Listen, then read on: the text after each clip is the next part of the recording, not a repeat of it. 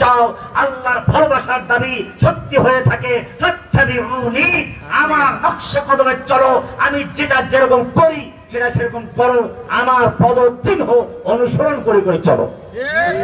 কে বলেছেন? কাকে অনুসরণ করতে বলেছেন? মুহাম্মদুর রাসূলুল্লাহ। আহলে কোরআন।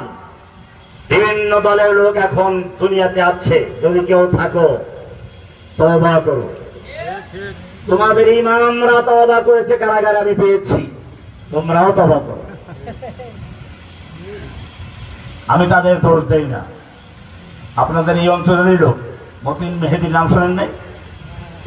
এই অঞ্চলের লোক মতিন মেহেদি, তারপরে আপনার বাবুল আনসারি, প্রায় 2 লক্ষ যুবক আছে, 2 লক্ষ যুবক। আলহামদুলিল্লাহ ওনারা তওবা করেছেন, এজন্য আমি ওনাদের দোষ দিচ্ছি না, কারাগারে আছেন। আল্লাহ সুবহানাহু ওয়া তাআলা তাদের দ্রুত মুক্তির ফয়সালা করে দেন, আমিন। ভুল পথে ছিলেন, এই সব আকীদা পোষণ করতেন, রাসূল তো পিয়ন। আমি যখন তাদের সামনে এইসব আয়াতগুলো তুলে ধরো, তুমি তো কোরআন মানো, ঠিক আছে না, কোরআন তো পিয়নের কি অনুসরণ করতে বলে? এ শুধু পর্যন্তই না, কোরআন আরো পরিষ্কার করে বলছে, মাইয়ুতির রাসূল ফাকাদ আতা আল্লাহ, যে ব্যক্তি রাসূলের আনুগত্য করলো সে আল্লাহর আনুগত্য করলো। পিয়নের কি এরকম বলা হয় নাকি? রাসূলের আনুগত্য করব কিভাবে? রাসূলের আনুগত্য করব কিভাবে পাওয়া যাবে? হাদিসে কোথায় পাওয়া যাবে?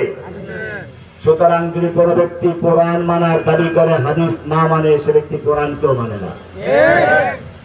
33টা আয়াত আছে সরাসরি, যেখানে বলা আছে আতিউল্লাহ ওয়া আতিউর রাসূল, আনুগত্য করো আল্লাহর, আনুগত্য করো রাসূলের। ইব্রাহিম আলাইহিস সালাম দোয়া করলেন, আমি দোয়ার মধ্যে কিছু ওলটপালট আছে, সেখানে আলোচনা করতে যাচ্ছি না, একটা অন্য কথা সামনে বলার জন্য ইতিহাস করতেছি। আস্তে আস্তে প্রত্যেক নবী এক কথা বলতে লাগলেন। আমাদের নবীর আগের নবী ঈসা আলাইহিস সালাতু ওয়াস সালাম আসলেন, তিনি বলছেন, কোরআন বলছে, ওয়াইয ক্বালা ঈসা ইবনু মারইয়াম ইয়া বনী ইসরাঈল ইন্নী রাসূলুল্লাহি ইলাইকুম মুসাদ্দিকান লিমা বাইনা ইয়াদাইয়া মিনাত তাওরাতি ওয়া মুবাশশিরা, আমি একজন নবীর সুসংবাদ দিচ্ছি, ইয়াতি মিন বাদি, যে আমার পরে আগমন করবে, ইসমুহু আহমদ, তার নাম হবে কি? আহমদ। আমার পরে একজন নবী আসবেন, তার নাম কি? আহমদ।